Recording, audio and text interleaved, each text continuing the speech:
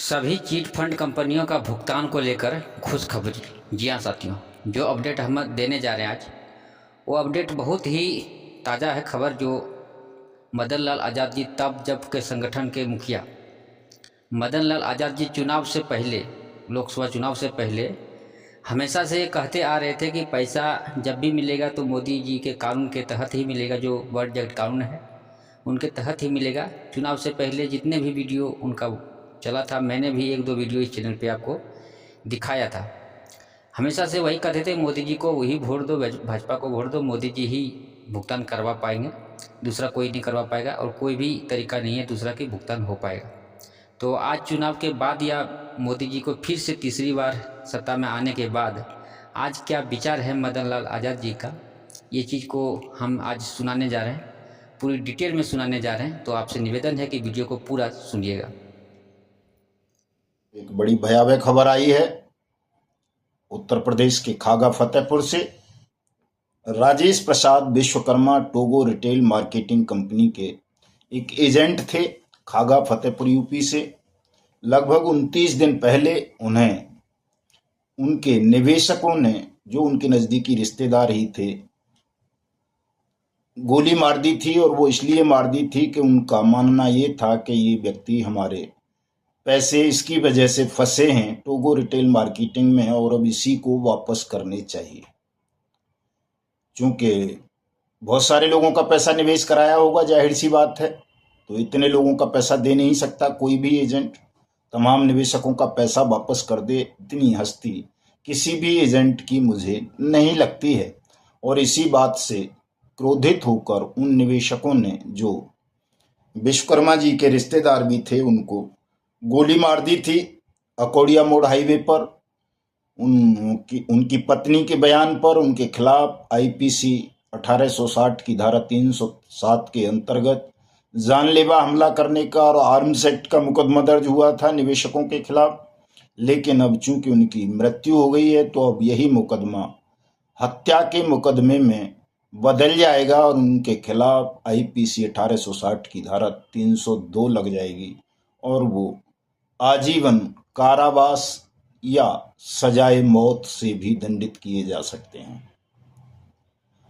ऐसी ये पहली घटना नहीं है साथियों, ऐसी बहुत सारी घटनाएं हैं जहां निवेशकों ने एजेंट के साथ मारपीट की है, उन पर जानलेवा हमले किए हैं, उनके घर मकान दुकान छीन लिए हैं, उनके पशुधन को छीन लिया है, बहुत सारे स्थानों पर उनकी जमीनों को भी कब्जा करके जबरदस्ती जोता बोया जा रहा है निवेशकों द्वारा। और ये स्थिति पूरे हिंदुस्तान में है। लगभग 2 से 2.5 करोड़ एजेंट साथी हैं जो भिन्न भिन्न कंपनीज में काम करते थे। और निवेशकों की तो सबको पता ही है, लगभग 42 करोड़ निवेशक हैं देश में, जिनका पैसा लाखों ठग कंपनीज और ठग क्रेडिट कोऑपरेटिव सोसाइटीज में डूबा है। और ये बड़ा तनावपूर्ण स्थिति बनी हुई है। राजस्थान में भी लगभग 1 साल पहले एक ऐसा केस हुआ था कि सहारा के एक एजेंट साथी ने सुसाइड कर लिया था और वो अपने निवेशकों का नाम लिख करके दे गया था सुसाइड नोट में कि मैंने इन निवेशकों के भय के कारण, ये मुझ पर रोज तकाजा करते थे, मारपीट करते थे, इसलिए मैंने आत्महत्या कर ली है। मेरी मौत के जिम्मेदार ये हैं। वो निवेशक भी अभी तक जेल में पड़े सड़ रहे हैं। ऐसी और घटनाएं हैं।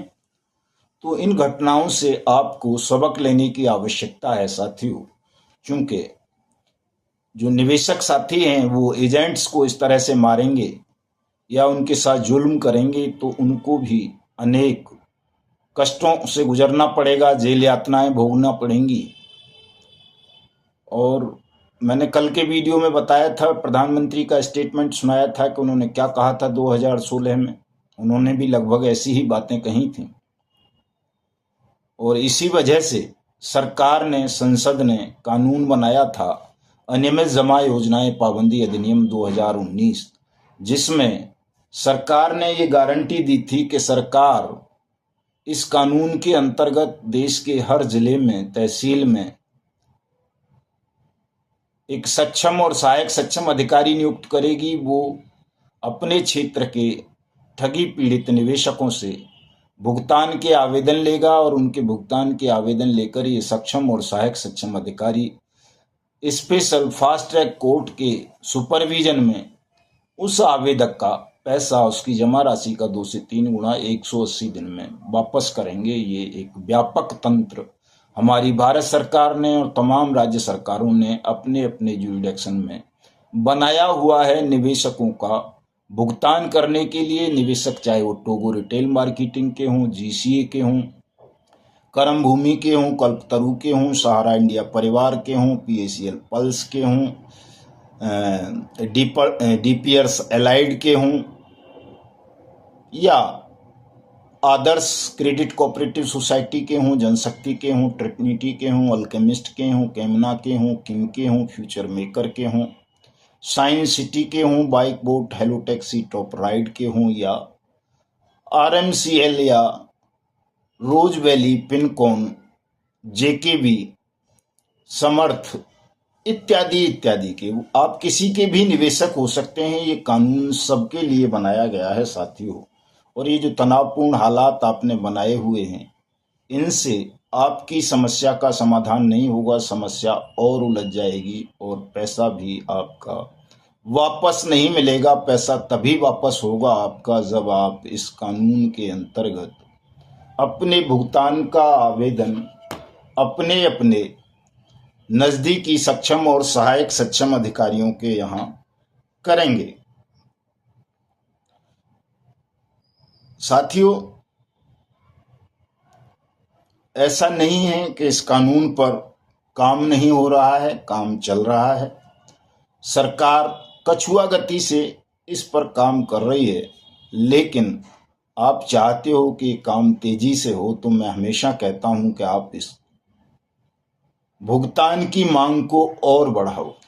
अगर आप भुगतान की मांग को बढ़ाओगे, सरकार तक ये संदेश जाएगा कि देश के तमाम लोग अनियमित जमा योजनाएं पाबंदी अधिनियम 2019 के अंतर्गत अपना भुगतान मांग रहे हैं, तो सरकार इस कानून में जो व्यवस्था की गई है कि 180 दिन में आपकी जमा राशि का 2 से 3 गुना पैसा वापस करेगी, तो वो कर देगी। लेकिन ये जो आपस में आप लड़ते रहोगे, तो इससे तो जाहिर सी बात है सरकार को फायदा होगा, बेईमान सिस्टम को फायदा होगा और ठगों को फायदा होगा, क्योंकि आप ठगों के खिलाफ कार्रवाई की मांग ही नहीं करोगे। आप ठगों की प्रॉपर्टीज को सीज करने की, नीलाम करने की मांग ही नहीं करोगे। आप तो आपस में लड़ते रहोगे। तो आपस में लड़ोगे तो निश्चित रूप से आपका पैसा आपको वापस नहीं मिलेगा और इससे आप दोनों का नुकसान होगा। जैसा कि आप सबको पता है, मैंने कल के वीडियो में बताया था कि उड़ीसा में भारतीय जनता पार्टी की सरकार बनने पर वहां के भारतीय जनता पार्टी के अध्यक्ष महोदय ने ये घोषणा की थी कि यदि हमारी सरकार उड़ीसा राज्य में बनती है तो हम कैबिनेट की पहली बैठक में ही अध्यादेश ला करके 24 घंटे के अंदर तमाम ठगी पीड़ितों का भुगतान की व्यवस्था कर देंगे। और उस एक घोषणा से दोस्तों उड़ीसा का इतिहास बदल गया। जिस उड़ीसा में कभी भारतीय जनता पार्टी की सरकार नहीं बनी थी, उस उड़ीसा में भारतीय जनता पार्टी की सरकार ठगी पीड़ितों ने बनवा दी। लेकिन उस बात की चर्चा आज ठगी पीड़ित नहीं कर रहे हैं, न कहीं मेन स्ट्रीम के मीडिया में हो पा रही है कि आखिर ऐसा भारतीय जनता पार्टी ने उड़ीसा में क्या किया कि वहां उनकी सरकार बन गई। अन्यथा उड़ीसा में तो वर्कर भी ठीक से भारतीय जनता पार्टी के हर पोलिंग बूथ पर नहीं थे। केवल वहां के भारतीय जनता पार्टी के जो प्रदेश के अध्यक्ष थे मनमोहन सामल साहब, उन्होंने ये घोषणा कर दी थी कि हम तमाम ठगी पीड़ितों का पैसा वापस करने के लिए सरकार बनते ही 24 घंटे के अंदर अध्यादेश ले आएंगे। और इस एक घोषणा ने दोस्तों जादू का काम किया और उड़ीसा का इतिहास पलट गया। उड़ीसा में भारतीय जनता पार्टी की सरकार बन गई। 12 तारीख को शपथ ले रही है सरकार उड़ीसा में भारतीय जनता पार्टी की। उम्मीद करता हूं भाजपा अपने इस वायदे को, वचन को याद रखेगी और उड़ीसा में न केवल उड़ीसा पीआईडी एक्ट के अंतर्गत अपितु अनियमित जमा योजनाएं पाबंदी अधिनियम 2019 के अंतर्गत उड़ीसा के तमाम साथियों का भुगतान करेगी पीड़ितों का। और जब उड़ीसा में भुगतान हो जाएगा तो समूचे देश में भी इस भुगतान की प्रक्रिया को बल मिलेगा, तेजी आएगी साथियों, तो बाकी जो देश के लोग हैं, चाहे वो राजस्थान के हों, यूपी के हों, मध्य प्रदेश के हों, महाराष्ट्र के हों, कर्नाटक के हों, छत्तीसगढ़ के हों, झारखंड के हों, बिहार के, उत्तराखंड, हरियाणा या पंजाब, हिमाचल, जम्मू कश्मीर, तमिलनाडु, केरल, तेलंगाना या आसाम के, गुजरात के या वेस्ट बंगाल के, आप सब भी इस अभियान को तेज कीजिए ताकि सरकार में बैठे हुए लोग अपने वचन को, वायदे को भूले नहीं। उन्हें पता रहे कि उन्होंने संसद के माध्यम से, राजनीतिक सभाओं के माध्यम से ये आश्वासन दिया है, ये वचन दिया है देश के ठगी पीड़ितों को कि वो उनका पैसा वापस करेंगे। और आप सब मिलकर प्रयास करोगे दोस्तों, तो निश्चित रूप से आप सबका पैसा वापस मिल जाएगा। इस काम को तमाम साथी तत्परता से कर लें। चूंकि कानून बन गया है, ये कोई हवाई बातें नहीं है। हालांकि ठग और उनके दलाल आपको हमेशा प्रलोभन देते रहते हैं, हमारे संगठन के साथियों को प्रलोभन देते रहते हैं, और वो प्रयास करते हैं कि ये जो अनियमित जमा योजनाएं पाबंदी अधिनियम 2019 का आंदोलन देश भर में मदन लाल आजाद और उनके संगठन ठगी पीड़ित जमाकर्ता परिवार, तब जब संगठन ने खड़ा किया है, इसको किसी तरह से कमजोर कर दिया जाए, तोड़ दिया जाए और लोगों का ध्यान डाइवर्ट करके उन्हें कभी सहारा सीआरसी पोर्टल के झमेले में उलझाया जाए, कभी पीएसीएल सेवी रिफंड पोर्टल के झमेले में उलझा दिया जाए, कभी किसी एनसीएलटी में, तो कभी किसी लिक्विडेटर में, तो कभी किसी उपभोक्ता अदालत में, या फिर सुप्रीम कोर्ट और हाई कोर्ट्स के झांसे दे दिए जाएं, ताकि ये लोग संगठित होकर भुगतान की गारंटी के अधिकार, अनियमित जमा योजनाएं पाबंदी अधिनियम 2019 की बात ना करें। हमारे आंदोलन को तोड़ने के लिए, संगठन को तोड़ने के लिए, हमको कमजोर करने के लिए हमारे साथ तो खुद व्यक्तिगत बहुत अन्याय हुए हैं। हालांकि साथी हमारे आज हमारे खिलाफ बहुत सारी बातें करते हैं, लेकिन मैं समझता हूँ यदि इनके साथ इतना जुल्म सरकार ने कर दिया होता तो शायद या तो अभी तक जेल से ही नहीं निकल पाते, या फिर जो है वो कब का घर द्वार सब छोड़ करके भाग गए होते। सबको पता है हमारे खिलाफ 3-3 मुकदमे बने हैं ठगी पीड़ितों के।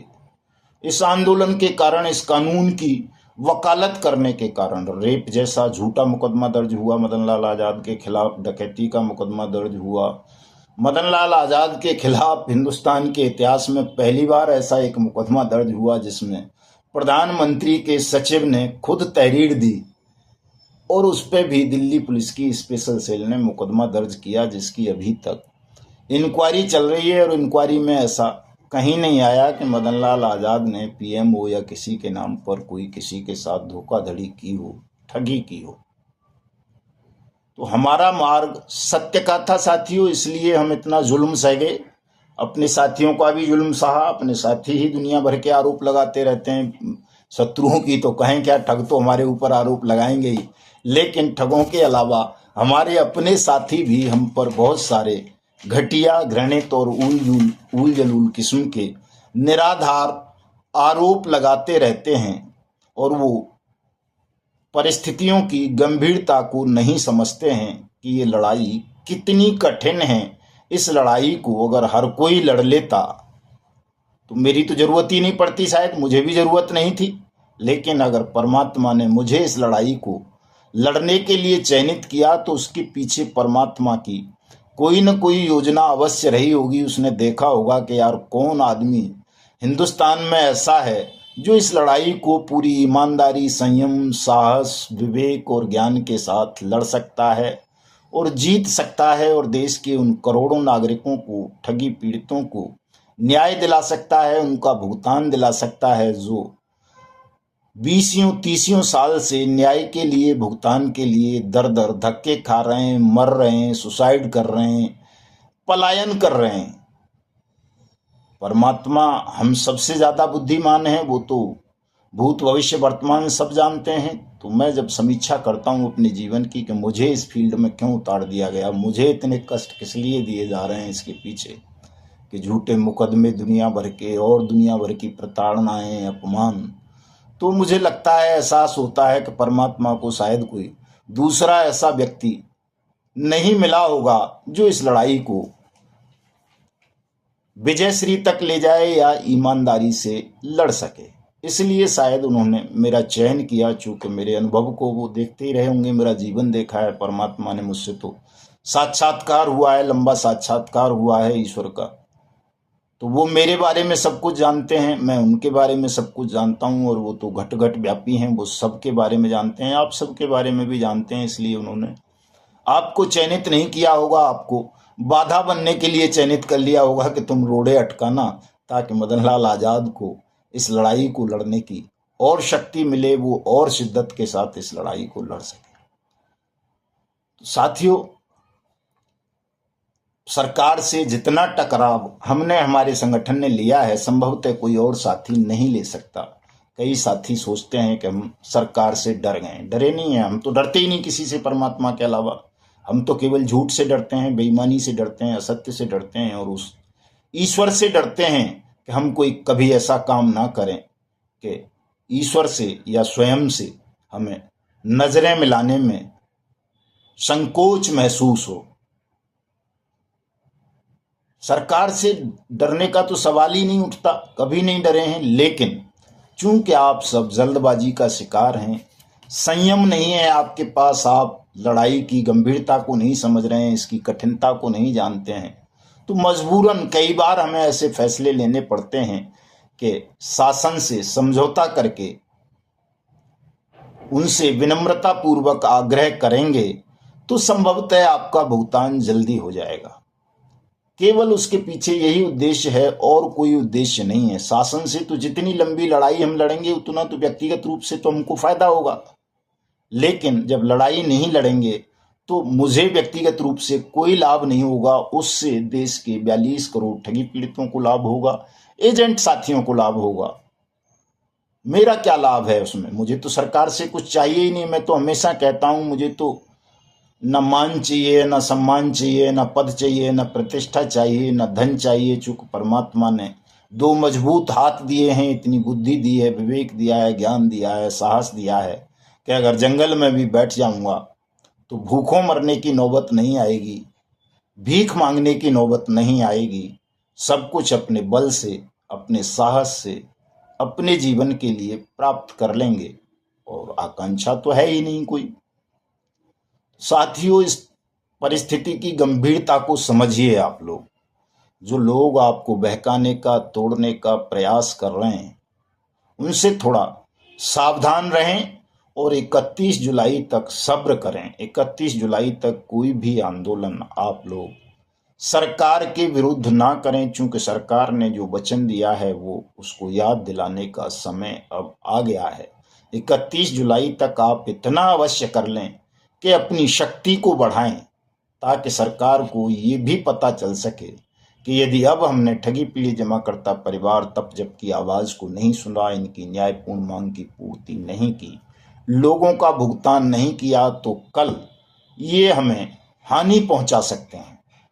तो इतनी ताकत आप अवश्य साथियों संकलित करते रहें, ताकि हम 31 जुलाई को जब राजधानी दिल्ली में एक बड़ा सेमिनार सभा, विशाल सभा आयोजन करें, तो उसमें न केवल सरकार बल्कि विपक्ष के लोग भी खुशी खुशी आएं, और वो आपको आकर प्रणाम करें, सिजदा करें, आपका भुगतान करें और करवाएं। ये ताकत आपको इकट्ठी करनी पड़ेगी। अगर नहीं करोगे, आप ऐसे ही उलझे रहोगे। तो जैसे खागा में हुआ है, राजस्थान में हुआ है, वैसे ही अन्य जगहों पर भी होगा। तो आप तमाम साथी एक तो सदस्यता अभियान को बहुत तेज कर दें, जगह जगह मीटिंग करें। हमारे तमाम साथी, राजस्थान के साथियों ने भी कल मीटिंग की है, हरियाणा वालों ने की है। तो सभाओं का आयोजन करें, चाहे वो छोटी छोटी हों कॉर्नर मीटिंग, लेकिन उनका आयोजन करते रहें, ताकि ये जो आग आपने भुगतान की जलाई है ये बुझ न जाए, ये जलती रहे, और 31 जुलाई को ये इतनी विशाल ज्वालामुखी का रूप ले ले कि सबको ये सिद्ध कर दिया जाए कि अब अगर आपने भुगतान में कोई भी हीला हवाली की, लेट लतीफ़ी की, कहीं भी डाइवर्ट करना चाहा हमारे माइंड को, तो हम इस ज्वाला की अग्नि में पूरे बेईमान सिस्टम और ठग साम्राज्य को भस्म कर देंगे।